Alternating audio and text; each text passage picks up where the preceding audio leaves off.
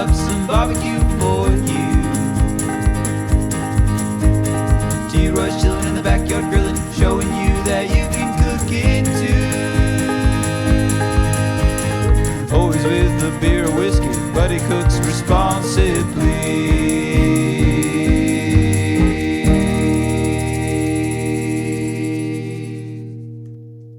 Hey everybody, welcome to T-Roy Cooks and welcome to another Tuesday Chatting with Troy. If this is your first time here, this is where I answer your questions. So if you got a question for me, just ask it in the comments section down beneath the video and I'll get to it. If I don't get to it within, say, a month, go ahead and ask it again on a future chat.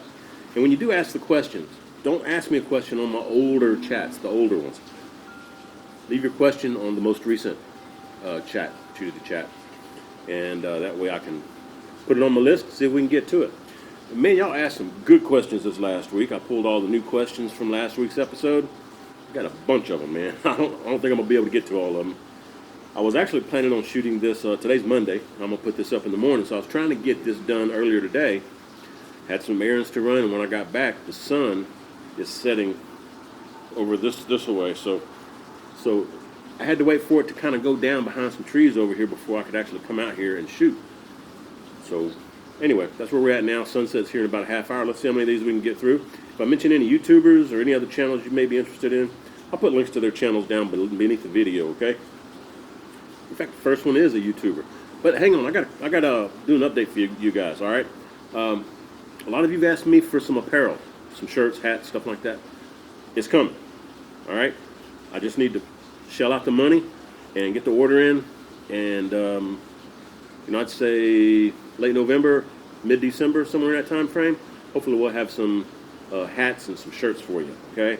So appreciate all the requests for that. It's coming very soon.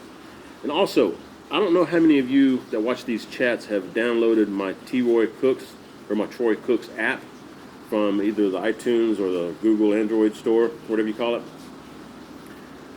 I only had like 600 people that downloaded it since it's been out for a few years now. Man, it's costing me like over $600 a year to keep that thing going. So it wasn't worth it to me. So I killed it, okay? No more app.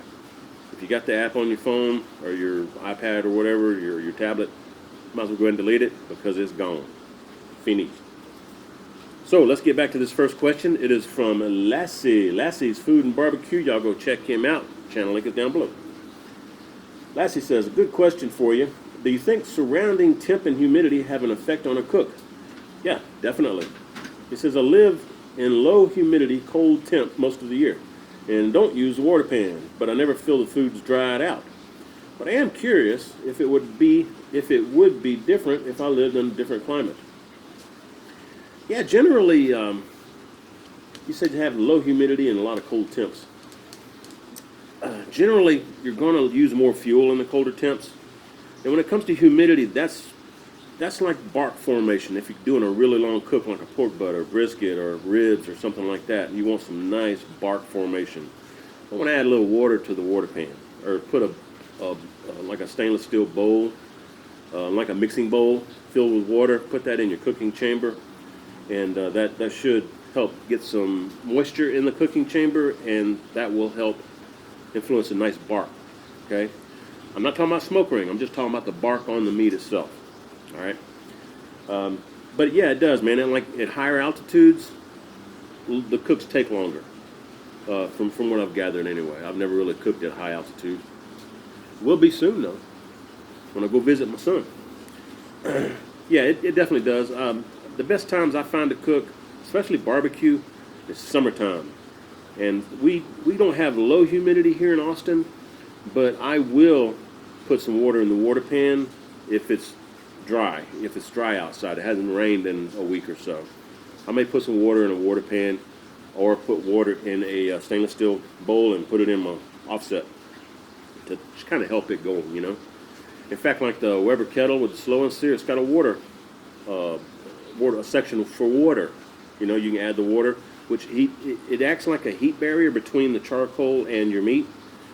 But it also adds humidity into the air. Again, bark formation. That's where the humidity comes in. And the water also will help maintain a more even temp within your cooker. So There you go. Hope that helps out, Lassie, and I appreciate the question, my man. Y'all go check out my brother Lassie. Link down below. He's got a great YouTube channel, folks. Next one we have is another YouTuber. YouTubers are hitting me today. Whiskey and BBQ. What's going on, bro? Cheers to you. And cheers to Lassie, too. All right, Whiskey and BBQ says, links down below. He says, Mr. Troy. You don't have to call me Mr. Troy, but I appreciate it. Just Troy is fine. He says, what was your most challenging cook on the grill? The one you saw or decided to do and thought, how the hell am I going to do this? Keep up spreading the love of cooking, brother. Burn and learn. Yeah, Whiskey and BBQ is always saying learn and burn. Or burn and learn, I'm sorry. Most challenging cook. What was that? Man.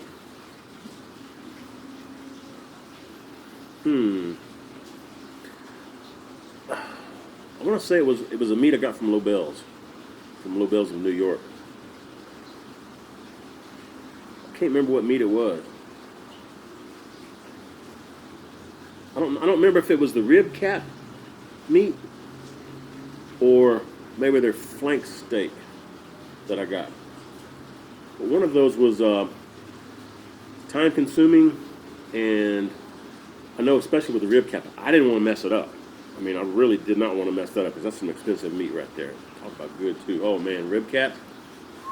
That's, you know, when you got the rib eye, you got the eye in the middle, and then the rib cap goes around the edge. It's just a slab of rib cap meat from the whole roast. Like you take a prime rib roast and slice off that rib cap portion, so you're just left with the eye. That's what you get, just a flat. It almost looks like flank steak. I'd say that was one of my more stressful cooks. It turned out fantastic, but yeah, it took a little bit above and beyond. But yeah, man, it turned out good. If anything I cook doesn't turn out good, I won't put a video up on it, folks. So when you see a video that I've got up of something cooked that I did, it's good. All right. There was one exception, and it was because of a young fan of mine asked me to do a recipe that she found on Facebook. It was of chicken fritters, bland as all get out. But I left that up, and I did mention in the end of the video, if I were to do this again, I would do such and such to the batter or to the chicken and kind of spruce it up a little bit. Man, it was bland. Goodness gracious. That's the only video that's out there that I've ever done that I did not like the food. All right, we got to push on through some of these questions. Like I said, I got a bunch of them. Hopefully we can get to it before it starts getting dark. Hey, if it starts getting too dark, y'all let me know, okay? Appreciate the question there, Whiskey and BBQ. Dan Murphy says, hey, T-Roy, any thoughts on the salt block for gas grills? I agree it's not as good as charcoal, but man, very convenient and awesome for steaks, fish, and such. Cheers. Hey, cheers to you, Dan. Appreciate the question, man. I appreciate the support, as always. I tried a salt block one time on my DCS gas grill, and after several uses, it actually cracked on me. Now, I will say I cooked some shrimp on it and a steak. I remember those turned out really good.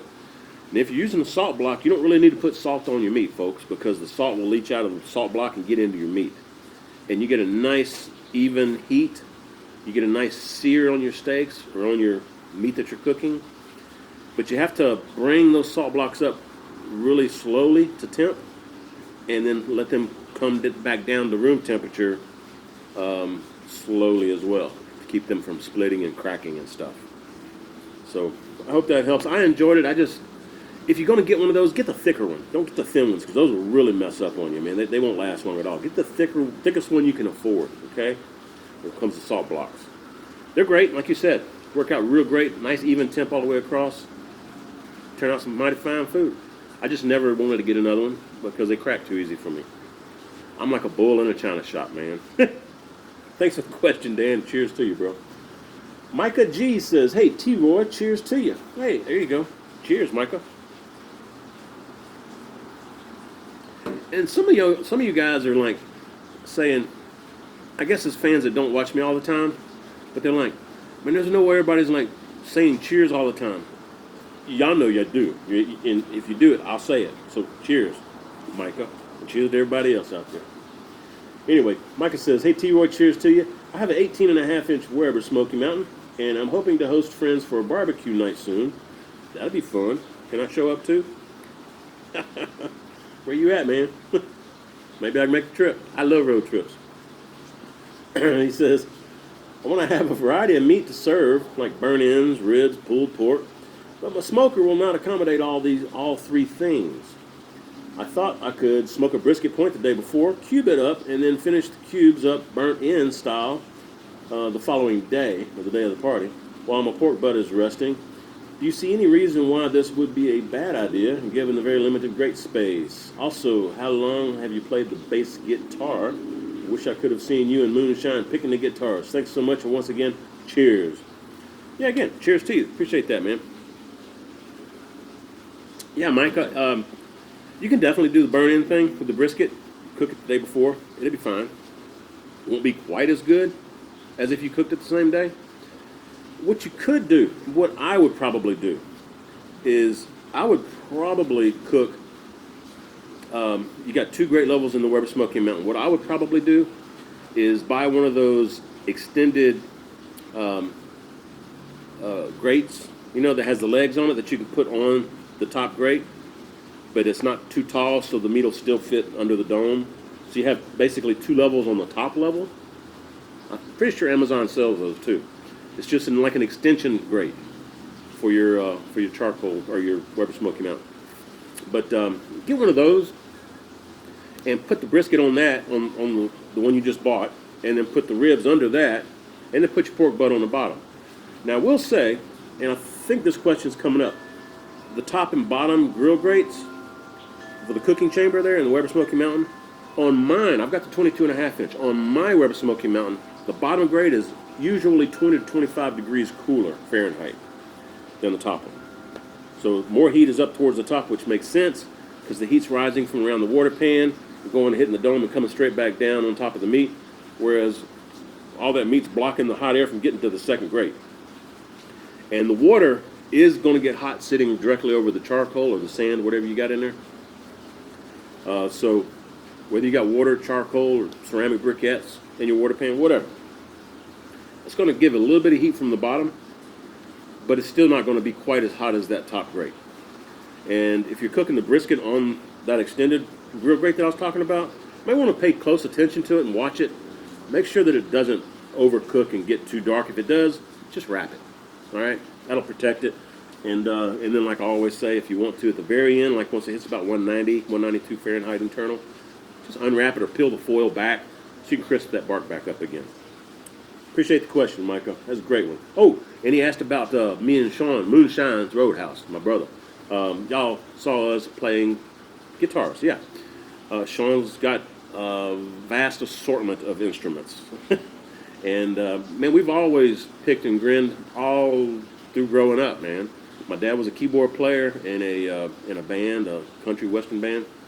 They played two types of music, country and western. Just throwing that out there. So, that's for you, Booger. Anyway, yeah, man, we grew up around music, singing at church, singing at the house, whatever, going to watch Dad play when we got old enough.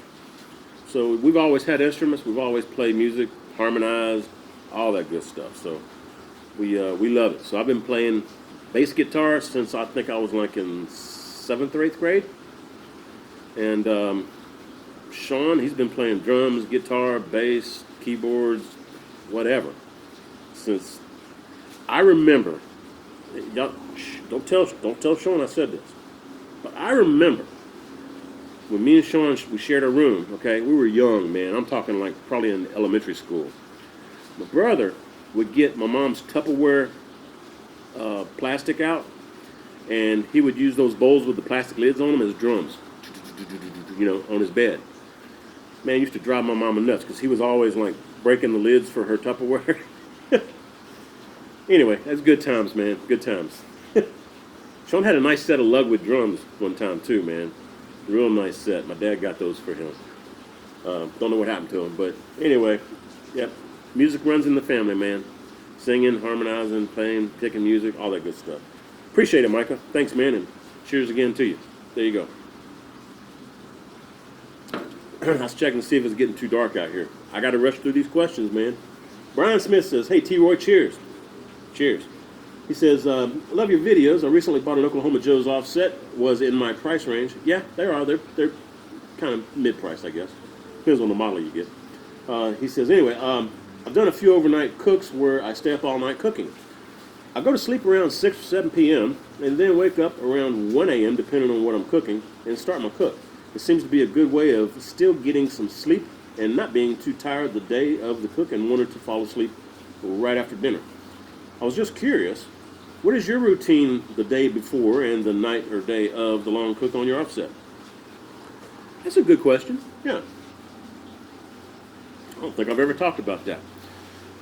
Well, I'm more of a night owl usually. I usually get up early with Karen, but if I have my preferences, I'd rather get up later in the morning and stay up later at night. I've just always been that way.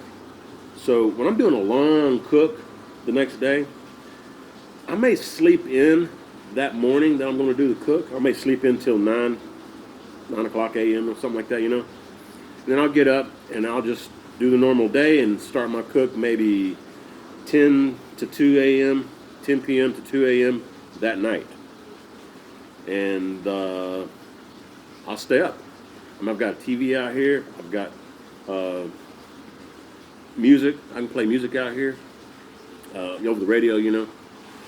So I just stay up with the dogs and watch TV and hang out here, listen to some tunes, get in my hot tub, get in my pool while the cook's going. And I'll just stay out here all night long.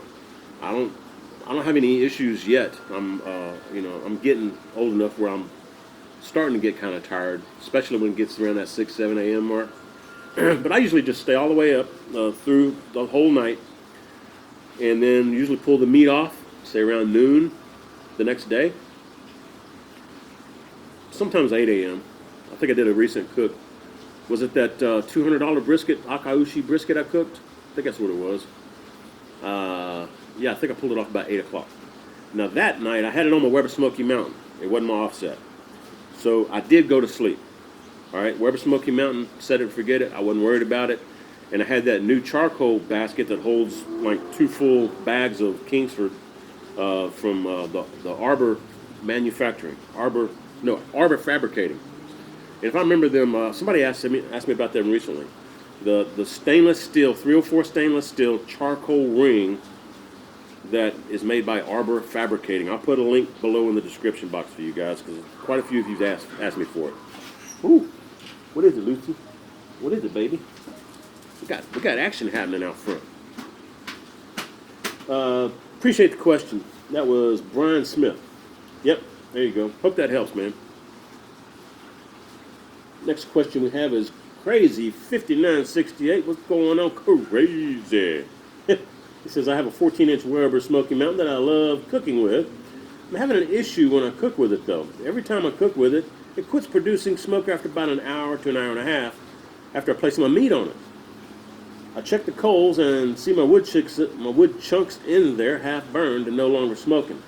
I was placing the wood chunks on top of the coals, and I tried the way Harry Sue said to do it by placing the wood chunks into the coals, which I ended up with the same result. My question is, what can I do to make sure my wood chunks are fully burning? Also, how often do you have to put wood chunks on the fire? And is it about an hour and a half sufficient for getting smoke on my food? Yeah, it happens to me too, along with anybody else who's using Weber Smoky Mountain. Weber Smoky Mountain, it cooks 225, 250, and that kind of smolders the wood chunks. And that happens to me too, though. After about an hour, hour and a half, it stops smoking.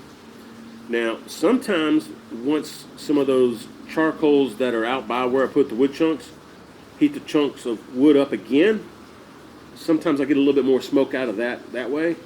But, you know, when you're placing your chunks in there, I usually use like 2 or 3 chunks, all right? Put one in the middle or close to the middle where the fire starts, because I'm using the minion method, start the center.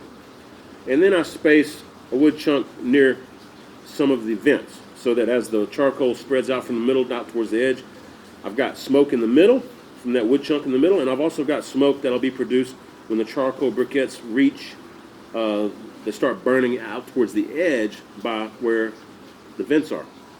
So that may help you, but I would say honestly, man, after about an hour and a half in your Weber Smoky Mountain, that internal temp of the meat is usually past 140 internal, 140 Fahrenheit. And once you get past 140 Fahrenheit internal temp on the meat, it's not going to absorb any more smoke. And what the smoke will do is help you form a bark ring, a smoke ring, and also bark. So if you do want some more smoke for that, for the smoke ring and for the bark, then I would say, get them, Fifi. I'd say just throw some more chunks of wood in there. I wouldn't wet them or anything. But one thing you could do if you like smoke rings is put your meat on cold. Put it in the Weber Smoky Mountain cold. Don't bring it up to room temp, because it'll take longer to get up to 140 internal if it's cold, and that will make you have a better smoke ring. Just a little helpful hint there. Appreciate the question, Crazy. Hey, cheers to you, my buddy. Appreciate it. All right, Andy Sherm says, hey, T-Royce, cheers to you. Cheers, Andy. How you doing, man? All right, Andy says, I was recently cooking some beef short ribs indirect on my Weber kettle. At around 195, I started probing for tenderness. 3/4 of the slab were probing very tender, and the other quarter was not. Should I leave them in until they're all tender, or pull them in fear of overcooking them? I would probably just leave them on maybe 10, 15 more minutes, just to try to help that section, that quarter of the slab that was not probing tender. 10, 15 minutes isn't going to make or break the cook, all right? But that'll get it a little bit more tender on the piece that's not tender, and it shouldn't overcook the other parts. You can actually take beef up to 215 or so internal, and it usually is going to be okay, especially with something like ribs, because ribs are kind of tough, all right? Beef ribs, I mean, you know, that's what you're talking about, beef ribs. I'm assuming, right?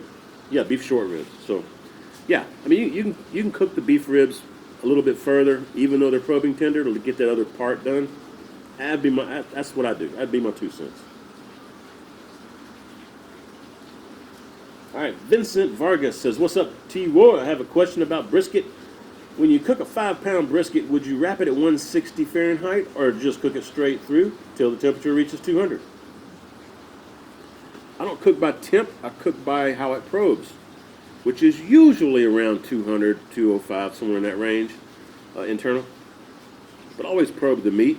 I've had a brisket that wasn't done until like 220 or 225 Fahrenheit internal. So just probe it. If the probe goes through it like it's going through room temperature butter, it's ready to pull. And as far as wrapping it, I usually don't wrap, but that's because I like the bark. I like a nice crisp bark on the outside of my briskets. So I usually do not wrap. Now, if I'm pushed for time and I know I've got some good smoke flavor on there, when it gets about 160 or 165, it's going to start hitting that stall. When it hits the stall, if I'm going to wrap, that's when I'll wrap it. When it starts going into the stall, or just prior to going into the stall. Wrapping should help it get through the stall quicker and also help finish the cook faster. And when you take the brisket off, peel the foil back a little bit for like maybe 15, 20 minutes and let that heat escape before you wrap it back with foil and let it rest for a couple of hours or so, okay? Because if you don't do that, you could possibly overcook the meat. And also, when you're doing briskets and you're going to like save them in a cooler or something for 4 to 6 hours, definitely want to unwrap the foil or leave the brisket sitting out if you didn't wrap it. Leave it sit down on the counter or peel the foil back away from it so the heat can escape. Again, 20 minutes or so, 15 minutes maybe, you should be good. At that point, fully wrap it in foil, put it in the cooler, and it should be good. You shouldn't have to worry about it overcooking. Appreciate the question, Vincent, and cheers to you, brother. There you go. All right, folks, kind of getting dark out here. I'm going to try to hurry up. And yeah, it's rush hour around here. Y'all can hear all the vehicles. CJC says, T-Roy, cheers on the granddaughter. Hey, appreciate that, CJ. Thanks, man. Cheers to you. She's a cutie, too, man. Got a cute little granddaughter. All right, he says, which wood for which meat do you like on an offset? Cheers, brother. CJ, I like pecan wood or oak. That's my main two woods, no matter what kind of meat I'm putting on the smoker. Pecan wood or oak. Now, sometimes if I'm doing a turkey for Thanksgiving or something, I may use some cherry wood to help with the color of the skin. Or I may use some apple wood or some other fruit wood. But generally, it's oak or pecan, and I prefer pecan. I love the flavor of pecan, especially with beef. Really, really good stuff. Cheers to you, CJ. Appreciate it, man. James Boo says, cheers, Troy. What temp do you smoked table shrimp at? Thanks. James, cheers, bro. Man, I've never smoked shrimp. I've grilled it plenty of times. Boiled it a whole lot of times. Smoked it? I hadn't really smoked it. I would think that you want to smoke it at a very, very low temperature because the shrimp will cook. Like maybe smoke it at 160 degrees, 175, somewhere in that range. And then once you get enough smoke flavor, which isn't going to take long, maybe 15 minutes, if that, I think. You know, I've never done it, but I'm guessing. At that point, you can grill it or whatever you want to do to finish cooking it. You know, raise the heat up in your pit. Appreciate the question, James. Next question is from Paul K. Congrats on the granddaughter. Hey, thanks again. Appreciate that, Paul. He says, question, last week I used my Weber Smoky Mountain for the first time. Had trouble keeping the temps down. It stayed about 300 plus Fahrenheit, and that was with all the vents closed. I used Kingsford Blue, almost a whole bag, 15 pounds, and I was cooking a pork butt, about 9-pound pork butt. Also, any chance you know the difference in temp from the top rack and the bottom rack? Yeah, I mentioned that a while ago on the Weber Smoky Mountain. Top rack's about 20 or 25 degrees hotter than the middle rack or second rack, lower rack. As far as the new Weber Smoky Mountain, you're going to run hot those first handful of cooks, like 5 cooks or so. It's going to run hot. It's going to be hard to maintain temps. That's because when you are using it and cooking on it, that grease is going to splatter on the inside, the smoke's going to get on the inside, and you're seasoning the Weber Smoky Mountain, those first handful of cooks. After that, you shouldn't have any trouble keeping the temps low, and you shouldn't have any problems with setting it and forgetting it. Now, one other thing that I can also advise you on, if you're using a Weber Smoky Mountain, you need to be either using the snake method or what I prefer is the minion method. You don't light a whole lot of charcoals like you're going to do a Weber kettle cook and put all your hot charcoal in there all at once. Don't do that. That may be why you're getting 300 plus degrees. But it could just be, if you're using the minion or snake method in your charcoal basket, it could just be because it's a brand new smoker. Okay? Give it a handful of cooks. Cook something greasy like some chicken and pork butt and stuff on it, you know. Cook greasy stuff on it, those first handful of cooks. And once you get past all that handful of cooks, you'll find it'll work a whole lot better, and you can maintain 220, 215 if you want, 275, whatever. It'll be really easy. But again, minion method or snake method. But folks, I think this is going to be my last question. It's actually getting dark, and I don't have my lights out here. This is actually 3 different of you guys that asked this same basic question. So I'm going to mention their names and read their question, and I'll come back and answer. David Darrow says, hey, T-Roy, welcome back and congrats. Thank you. Appreciate that, David. He says, I'm getting more serious about getting an offset, and I'm just wondering how you're liking the new Lone Star grill versus the old Yoder. Cheers. Cheers to you. Appreciate that. All right, Van Steele, again, same basic question, says, how are you liking the Lone Star Grill's offset? I'm looking to order one soon, but I haven't found many reviews of the new 20-inch models. And then a third person, my good friend Jatil over at Elton's BBQ-pit, a YouTuber. Check him out down below the link. Elton says, how do you like the Lone Star Smoker versus the Yoder? Cheers and congratulations again. Cheers to David, Van, and Jatil. Elton's BBQ-pit.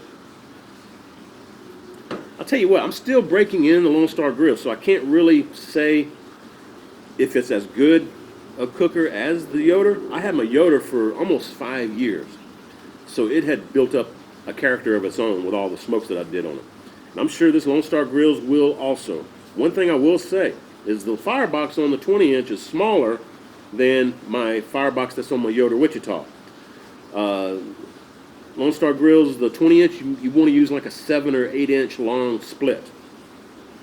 I will also say the Lone Star Grillz is very fuel efficient and maintains temps a whole lot better than the Yoder.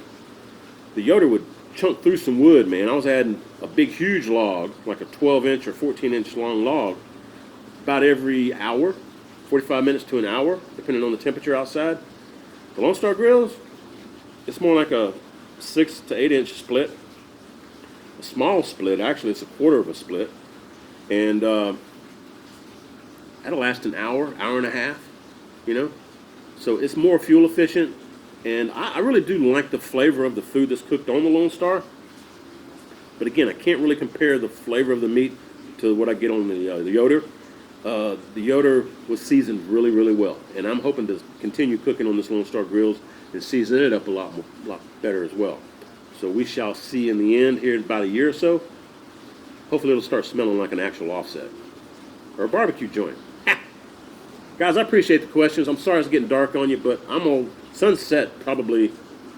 It's 6:45. Sun's setting right now, actually. That's why it's getting dark out here. But I appreciate all y'all watching. Hopefully it's not too dark for y'all to see this. Keep the questions coming. If you got questions for me, ask them down below. I would appreciate it. And check out my good friends on YouTube that have channels. They'll be listed down in the description box. Just hit show more beneath the video. Thanks for joining us, man.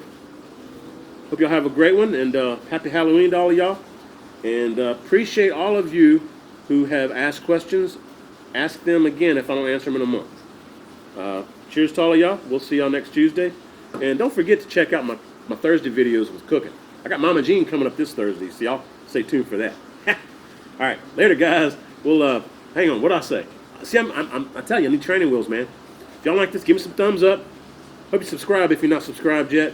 By all means, share the video. And when you do, please tell all your friends that T-Roy cooks responsibly. Cheers, everybody.